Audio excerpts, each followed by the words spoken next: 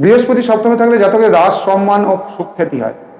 ওই ব্যক্তি অমৃততুল্য বাক্য বিশিষ্ট, সুখী, ধনবান, শাস্ত্রের অনুশীলক শাস্ত্র অনুশীলন করেন এমন লোক, এবং ওই ব্যক্তি শাস্ত্রজ্ঞ ও মনোজ্ঞ স্ত্রীর প্রতি হয়, তার স্ত্রী বিদ্বান ও বুদ্ধিমতী হয়। যদি পীড়িত না হয়, বিবাদে জয় এবং অপরের সংসর্গে লাভ ও সৌভাগ্য সূচনা করে। জাতকের শত্রু অতি শীঘ্র ও সহজে পরাভূত হয় এবং অনেক সময় তার শত্রুই মিত্র হয়ে দাঁড়ায়। প্রতিদ্বন্দ্বিতা বা শত্রুতা তার সৌভাগ্য ও উন্নতির কারণ হয়ে দাঁড়াতে পারে। জাতকের প্রকাশ্য শত্রুর সংখ্যা কমই হয়, অংশীদারের দ্বারাও তার উন্নতির সাহায্য হওয়া সম্ভব।